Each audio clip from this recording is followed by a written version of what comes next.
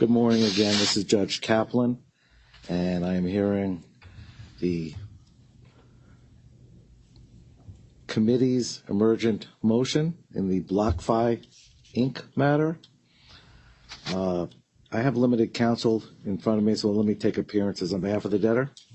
Good morning, Judge. Michael Sirota, Cole Schatz, along with Joshua Sussberg and Michael Slade from Kirkland. Thank you. On behalf of the committee? Good morning, Your Honor. Robert Stark and Ken Allett from Brown Rudnick on behalf of the committee. Thank you, counsel. On behalf of the U.S. trustee? Good morning, Your Honor. Jeff Sponder and Lauren Bielski on behalf of the United States trustee.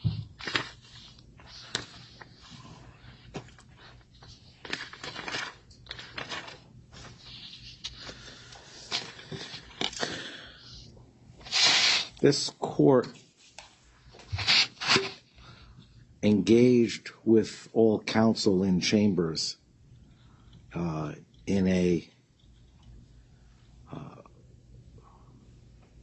conference outside of the record in an effort to address the issues that were raised in the emergent motion brought before the court. Specifically, the committee filed an emergent motion requesting an order remedying the debtor's improper plan solicitations in violation of the Bankruptcy Code Section 1125B. The purpose in speaking with counsel off record were to examine the various issues and statements under scrutiny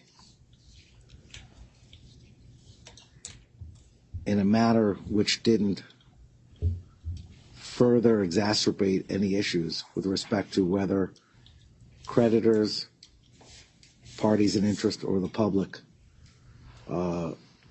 received unauthorized improper communications. Your Honor may be muted.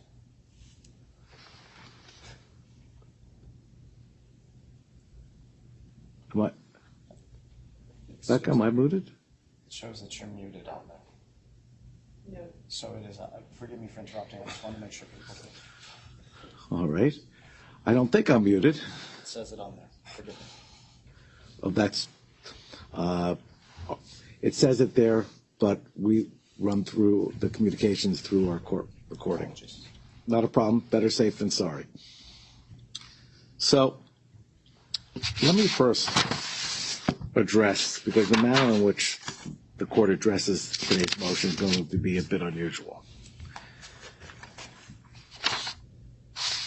Let me say at the outset, the issue that's been raised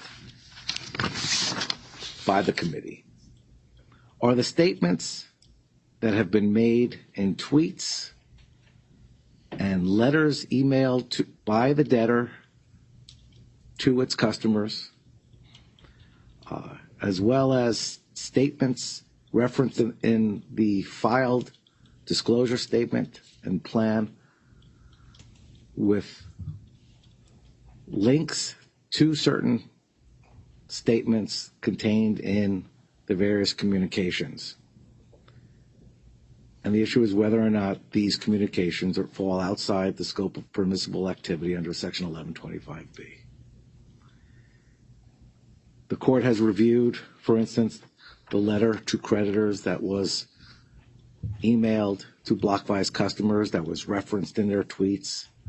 The court has reviewed the various identified provisions of the disclosure statement to which the committee has raised concerns, given that there were links to such provisions in the various communications to the public, to the customers, and to the creditors.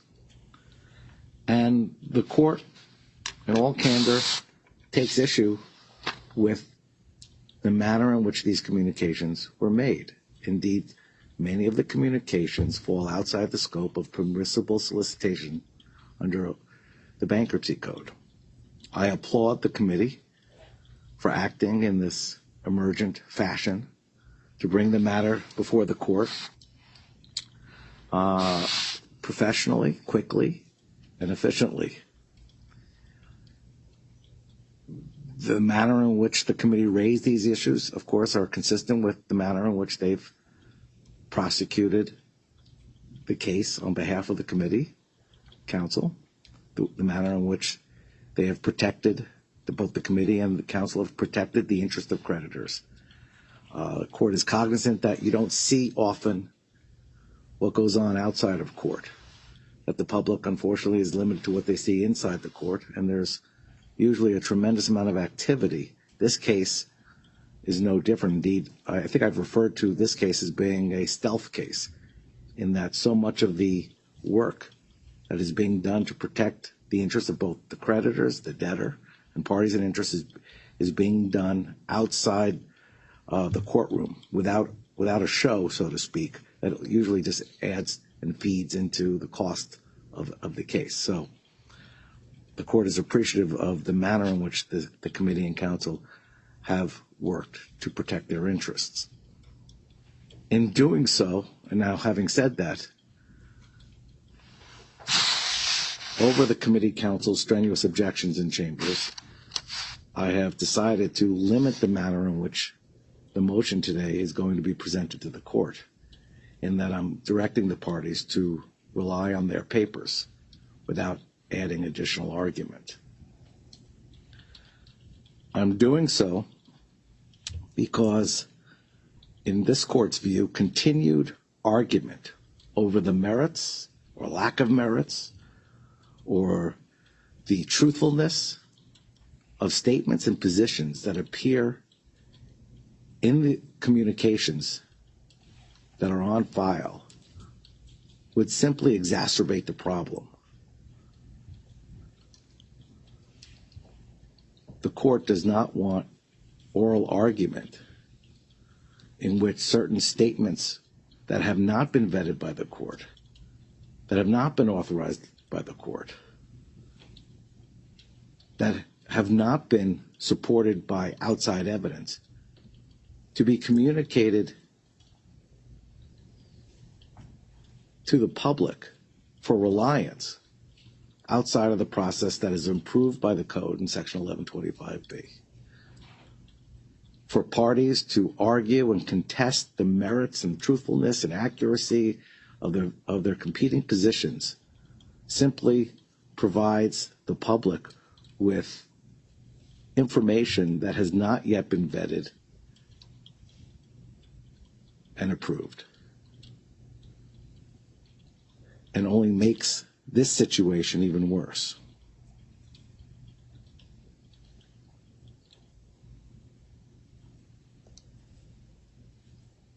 The court is prepared to enter an order, and I'm going to read portions of the order into the record, that addresses the fact that, in the court's view, the debtor's statements outside of their filing invade the process.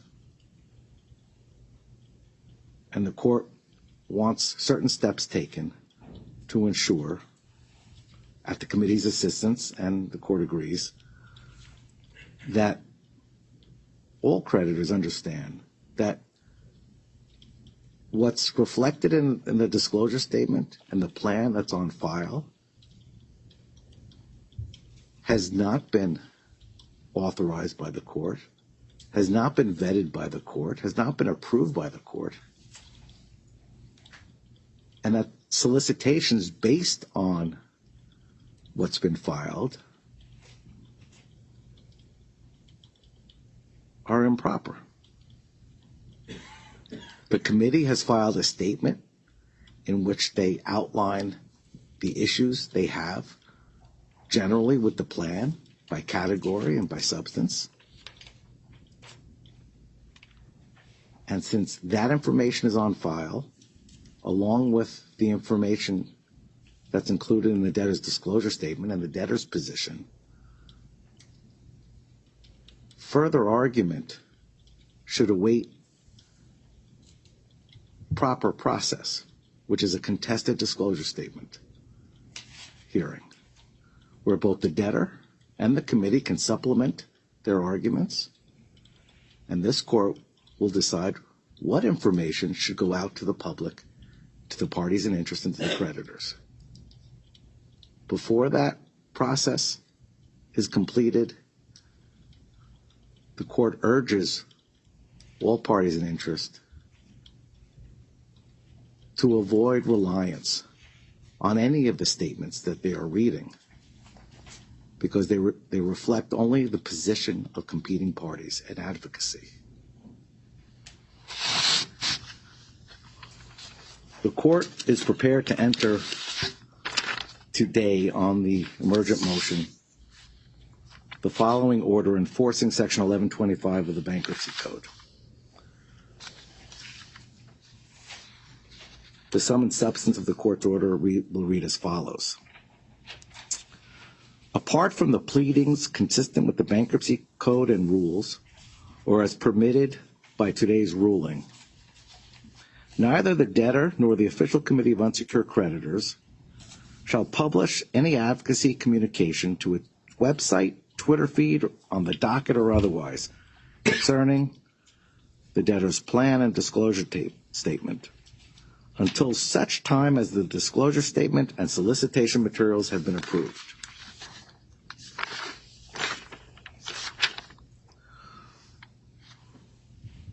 Within 24 hours of the entry of this order, the debtor shall post a corrective letter on the case docket, their website, and their Twitter feed, and will also email to all creditors that receive communications described in the emergency motion. The corrective letter shall state as follows. To all concerned, BlockFi prematurely posted certain statements to the court docket, its website, and its Twitter feed on May 13th, 2023, regarding a proposed plan of reorganization. We urge each of you to disregard those communications until such a time as the publication and dissemination of such statements are authorized. BlockFi's publication of those communications is inconsistent with the requirements of the Bankruptcy Code and undertaken without court authorization.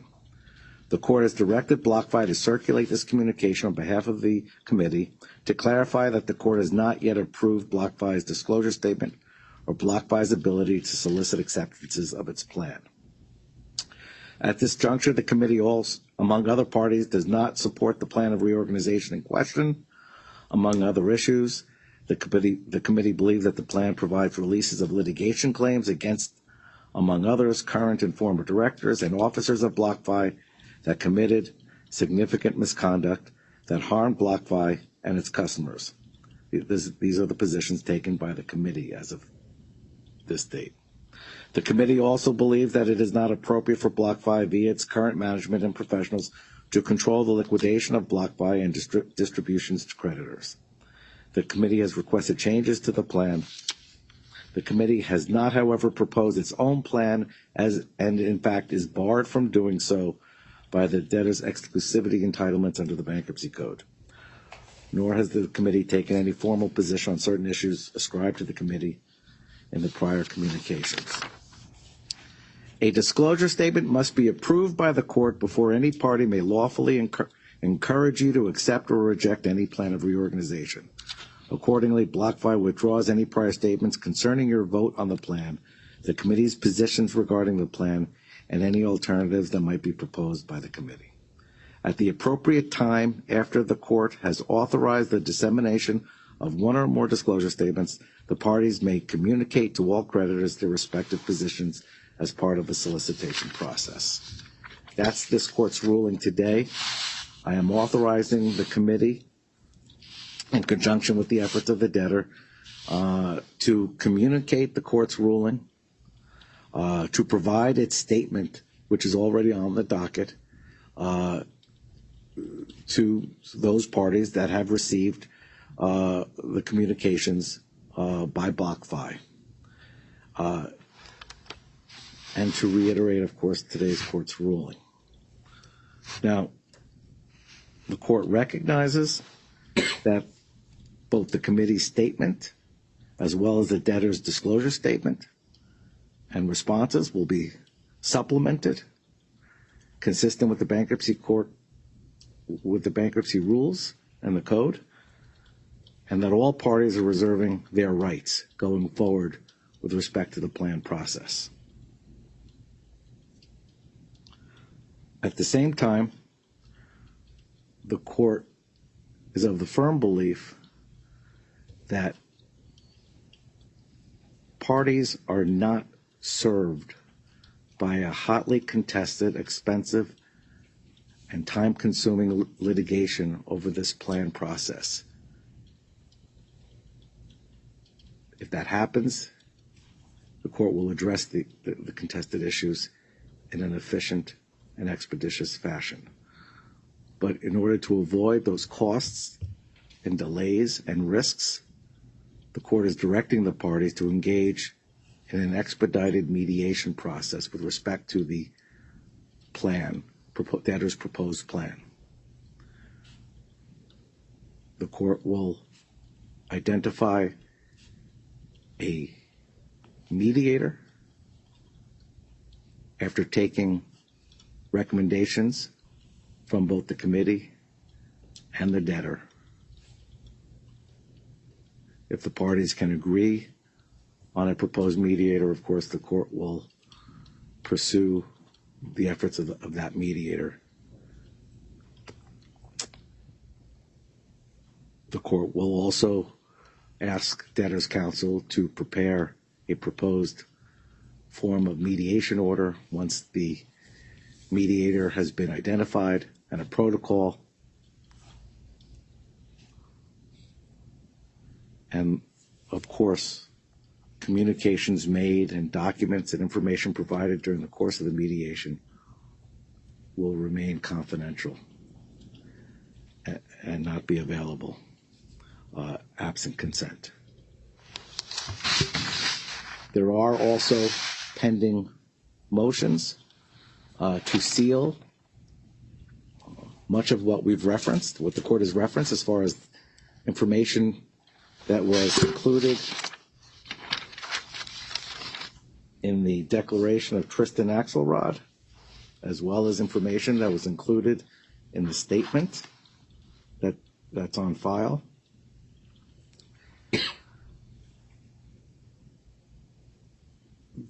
The only objection that the court is aware of, well, I shouldn't say that.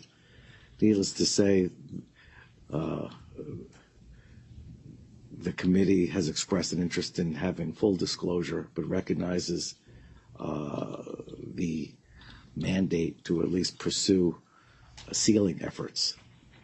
But I understand that the U.S. trustee has objected to sealing or redactions under Section 107. Mr. Sponder, did the U.S. trustee want to place anything on the record?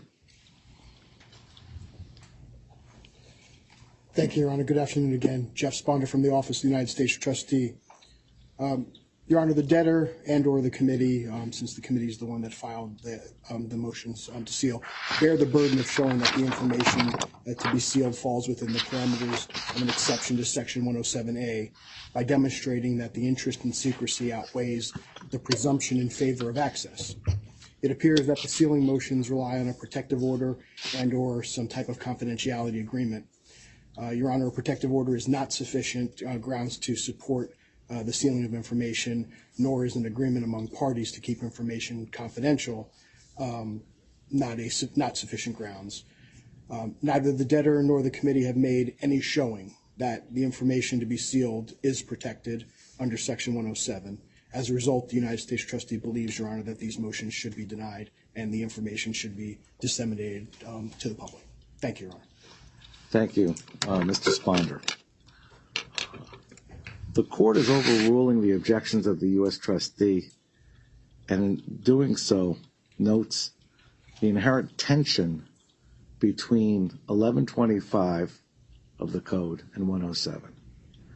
With Section 1125 restricting the information that can go out to the public as part of the plan and disclosure statement process until court approval to avoid improper solicitation activity, and to ensure that the information that the public receives as part of this process has been vetted, has been reviewed by all parties in interest and has been approved only after the court has had the ability and the opportunity to hold a hearing in which the parties can raise issues with the language and content.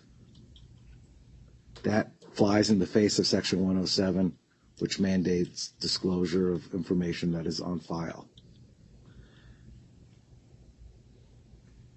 In order to ensure the proper administration of this case and to better serve the interest of the creditors in getting accurate information that has been approved, vetted, and authorized, the court is going to employ its authority under Section 105 to overrule the objection, noting the tension between the statutory sections. Let me ask at this point, do any counsel wish to raise any issues or concerns that the court may have missed? Just some clarifications, Your Honor, if I may. Again, Robert Stark, Brown Rudnick, on behalf of the Creditors Committee. First, just so that we have a clear record, we had asked that, and I do not believe there's an objection from my opposition, that the documents that were attached to the Axelrod declarations would be formally admitted into evidence so that they are as part of the record in evidentiary fashion, all of them. That was my understanding, that there would be no objection, albeit they are under seal. No objection, Your Honor, as long as they're under seal. They are under seal, and the court accepts that those documents into the record. Thank you, Your Honor. Second clarification, Your Honor, when we were chatting earlier, or Your Honor's ruling earlier, about clarification that creditors would receive. And I think Your Honor was clear with respect to what the debtor has to do. But I want to make sure that we have clarity on the record about the committee's authorization in terms of making its views known. My understanding had been, and I think Your Honor alluded to it, but I want to make sure we have a clear record and I have clear instructions, is that the committee is authorized to send emails to the same people that received the company's emails, and we can hyperlink or otherwise attach our statement with respect to the plan and today's ruling from Your Honor, whether it be in whole or in part from the record.